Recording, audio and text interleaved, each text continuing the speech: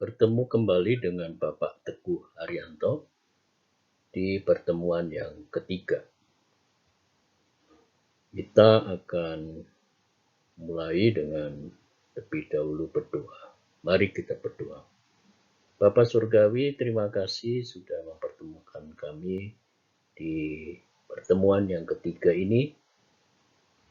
Pimpin kami supaya kami dapat memanfaatkan waktu dengan sebaik mungkin. Kami berdoa dalam nama Tuhan Yesus. Amin. Kita sudah ada di bab 2. Bertumbuh menuju kedewasaan yang benar. Proses menuju dewasa dan kedewasaan penuh menurut Alkitab. Bagaimana proses menuju kedewasaan dan pandangan Alkitab yang menjadi pegangan kalian dalam proses menuju dewasa? Mari kita ikuti berikut ini. Bertumbuh menjadi berhikmat. Setelah mempelajari kisah Hofni dan Pinehas, saat ini kita akan mengenal lebih jauh Samuel. Dalam kitab 1 Samuel 2 ayat 26, melukiskan Samuel seperti ini. Tetapi Samuel yang muda itu semakin besar dan semakin disukai baik di hadapan Tuhan maupun di hadapan manusia. Ini semua terjadi karena Samuel hidup dengan firman Tuhan. Selanjutnya dikatakan, dan Samuel makin besar dan Tuhan menyertai dia dan tidak ada satupun dari firman-Nya itu yang dibiarkannya gugur. Indah bukan kehidupan yang berkenan di hadapan Tuhan, seperti yang dialami oleh Samuel. Bagaimana kita dapat bertumbuh menjadi semakin besar dan berkenan di hadapan Tuhan? Dengarkanlah firman Tuhan dari Amsal 2 ayat 6 demikian. Karena Tuhanlah yang memberikan hikmat, dari mulutnya datang pengetahuan dan kepandaian. Apa menurutmu arti firman Tuhan itu? Renungkan dalam-dalam. Dan kita mengenal contoh yang lain, Raja Salomo. Kalian tentu ingat bagaimana Raja Salomo meminta hikmat daripada meminta kekayaan. Dan Raja Salomo memang betul-betul dipimpin oleh Tuhan, memiliki hikmat Tuhan. Dan ada satu contoh yang tentu kalian pernah mendengar, bahwa Salomo dapat menyelesaikan pertengkaran antara dua orang ibu yang memperebutkan anaknya. Silakan dibaca baik-baik dan renungkan kisah Raja Salomo. Sekarang Bapak ingin mengajak kalian untuk melatih diri, mengasah agar memiliki hikmat Tuhan. Tentu kalian harus rajin membaca Alkitab, berdoa dan merenungkan firman Tuhan pagi, siang, dan malam. Maka akan dituntun oleh firman Tuhan seperti Samuel.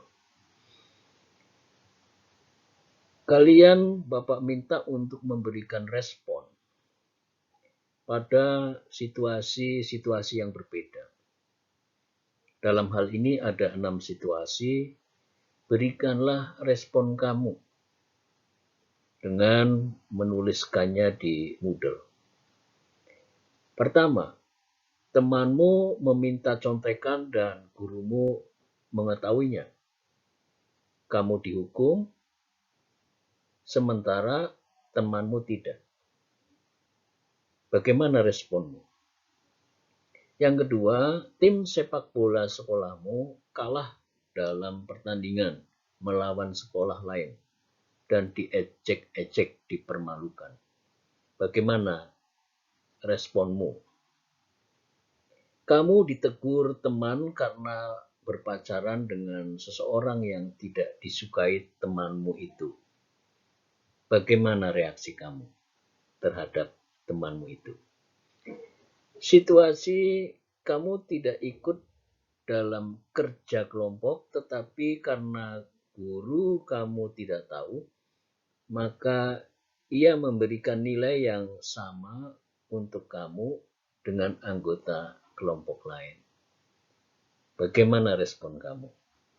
Berikutnya, situasi ada seorang teman menurut kamu suka sekali membantah penyataan kamu sehingga membuat kamu kesal. Bagaimana respon kamu? Dan situasi kamu seorang murid perempuan dan pacar kamu, salah seorang teman laki-laki kamu di kelas, menuntut agar kamu mengadakan hubungan seks dengannya sebagai tanda bahwa kamu benar-benar mencintainya. Bagaimana respon kamu? Tentu saja yang terakhir ini yang menjawab adalah perempuan. Silakan kerjakan dan tulis di model sebagai latihan kepekaan ya, dalam menanggapi situasi dengan meminta hikmat Tuhan.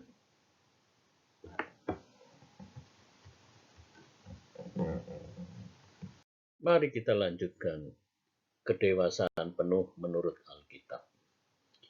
Banyak orang yang berusaha untuk mengalihkan perhatian dan iman agar goyah. Banyak ayat dalam Alkitab untuk memperingatkan agar tidak terbawa atau tergoda oleh berbagai macam ajaran-ajaran sesat.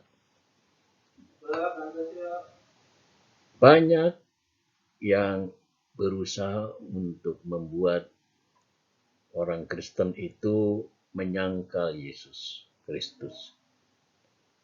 Dengan kata lain, tidak mudah untuk mempertahankan ajaran yang benar dan mengimani keselamatan yang Tuhan berikan, yaitu anugerahnya. Kita harus dapat mengkritisi berbagai macam ajaran agar berbagai bujukan, godaan, dan rayuan yang ingin menjauhkan kita dari Tuhan itu dapat kita waspadai dan kita dapat mengkritisi agar kita tetap memiliki pengajaran dan iman sebagaimana yang diajarkan Tuhan di dalam firman Tuhan. Selanjutnya Bapak mengajak kalian untuk mengenal ajaran-ajaran sesat di sekitar kita. Bacalah baik-baik buku halaman 19 sampai 23. Jika perlu browsing di internet.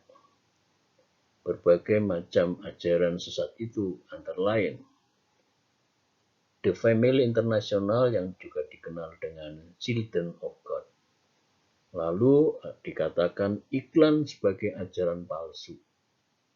Kekayaan dan sukses dengan jalan pintas. Apa maksudnya itu sebagai ajaran sesat? Pelajari baik-baik dan pahami agar kalian bisa mengenali di sekitar kita ternyata banyak ajaran-ajaran yang menyesatkan, yang bisa menggoda dan menggoyahkan iman kita. Tiba di penghujung pertemuan ketiga ini, Jadilah bijak dalam menyikapi ajaran-ajaran yang dapat menyesatkan dalam bentuk apapun. Mintalah hikmat Tuhan seperti Salomo sehingga dapat memilih mana yang berkenan di hadapan Allah, dan jangan mudah terkecoh dengan berbagai macam bujukan, godaan, rayuan yang manis yang ada di muka, namun ujungnya dibawa menuju kebinasaan. Mari kita berdoa. Bapa kami di surga, dimuliakanlah nama-Mu sekarang dan selamanya. Kami bersyukur untuk PJJ yang telah berlangsung. Pimpin kami bertumbuh menjadi semakin dewasa dan berhikmat. Lindungi kami agar kami tetap sehat dan bersukacita di tengah kehidupan new normal saat ini. Pertemukan kembali kami di pertemuan keempat. Kami sudah berdoa di dalam nama Tuhan Yesus. Amin.